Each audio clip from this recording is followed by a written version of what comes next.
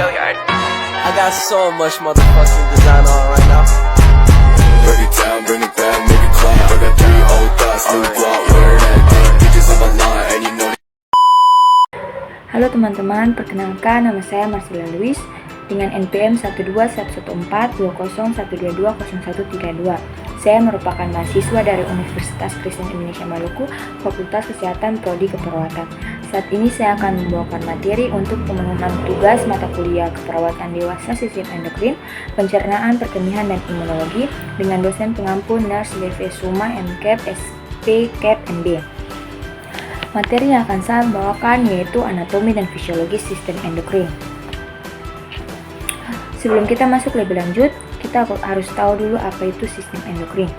Sistem endokrin adalah sistem dalam tubuh yang terdiri dari kelenjar endokrin yang menghasilkan hormon dan jaringan target yang merespon hormon tersebut. Hormon-hormon ini nantinya akan bertanggung jawab untuk mengatur berbagai fungsi tubuh seperti pertumbuhan, metabolisme, reproduksi, dan respon terhadap stres. Berikut ini adalah fungsi dari sistem endokrin. Yang pertama sebagai keseimbangan air, yang kedua sebagai pertumbuhan metabolisme dan pematangan jaringan, yang ketiga sebagai denyut jantung dan manajemen tekanan darah, yang keempat sebagai kontrol fungsi reproduksi, yang kelima sebagai kontraksi rahim dan keluarnya ASI, dan yang keenam sebagai pengatur glukosa di dalam darah. Berikut kita masuk dalam anatomi dan fisiologi sistem endokrin. Dalam sistem endokrin terdapat 9 anatomi. Yang pertama hipotalamus, yang kedua kelenjar hipofisis atau pituitari, yang ketiga kelenjar tiroid, yang keempat kelenjar paratiroid, yang kelima kelenjar timus, yang keenam kelenjar adrenal, yang ketujuh kelenjar pankreas, yang kedelapan kelenjar ovarium, dan yang kesembilan kelenjar testis. Pertama kita akan bahas tentang hipotalamus. Hipotalamus terletak di dasar otak. Hipotalamus sendiri berfungsi dalam mengatur sekresi hormon oleh jaringan pituitari atau hipofisis. Hipotalamus berkaitan dengan mempertahankan homeostatis, yaitu mempertahankan lingkungan internal tubuh agar tetap konstan. Dan untuk sepengetahuan teman-teman, hipotalamus juga berfungsi untuk mengontrol perilaku dan respon yang tepat terhadap berbagai stimulus yang datang, sehingga tubuh mampu mengendalikan suhu tubuh, rasa lapar, rasa nyeri, siklus tidur, dan lain-lain. Berikut kita masuk dalam pembahasan mengenai kelenjar hipofisis atau pituitari.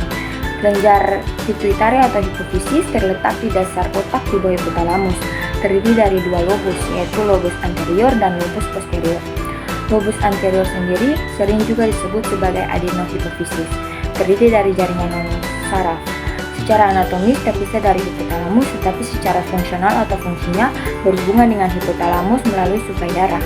Yang berikut merupakan lobus posterior, disebut juga dengan neurohipofisis, merupakan jaringan saraf sejati dan secara biologis berasal dari hipotalamus. Lobus posterior sendiri terbagi atas 3. Yang pertama eminentia mediana, yang kedua batang infundibular, dan yang ketiga proceus infundibular. Yang ketiga kelenjar tiroid. Kelenjar tiroid terletak di leher berbentuk seperti perisai, terletak di sebelah kanan dan kiri trakea. Kelenjar tiroid berfungsi untuk memproduksi hormon tiroid T3 atau hormon triodotironin dan T4 atau hormon tiroksin yang berperan dalam mengatur metabolisme, pertumbuhan, dan perkembangan tubuh. Dan untuk sepengetahuan teman-teman juga, kelenjar tiroid juga sangat berkaitan erat dengan kegiatan metabolik dalam hal pengaturan susunan kimia dalam jaringan, bekerja sebagai perangsang proses oksidasi, mengatur penggunaan oksigen, dan mengatur pengeluaran karbon dioksida. Yang keempat, kelenjar paratiroid. Kelenjar paratiroid terletak di belakang kelenjar tiroid.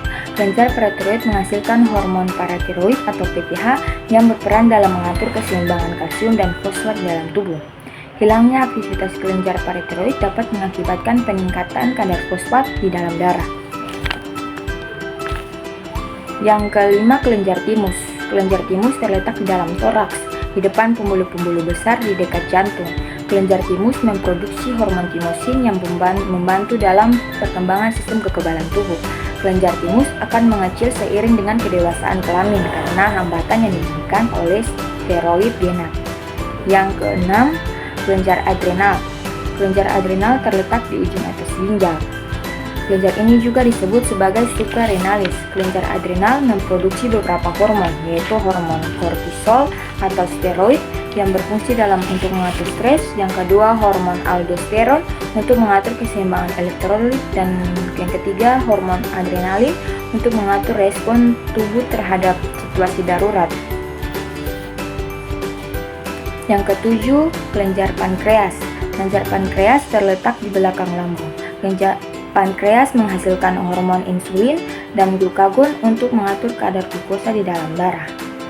Yang kedelapan, kelenjar ovarium. Kelenjar ovarium hanya terdapat pada wanita yang terletak di kanan dan kiri uterus. Ovarium sendiri menghasilkan hormon estrogen dan progesteron untuk mengatur siklus menstruasi dan fertilitas. Dan yang terakhir, yang kesembilan, kelenjar testis. Kelenjar testis hanya terdapat pada pria, terletak menggantung pada jaringan spermatik di dalam skrotum. Testis menghasilkan hormon testosteron untuk mengatur perkembangan seksual dan reproduksi. Sekian materi yang bisa saya bawakan, semoga bermanfaat. Terima kasih.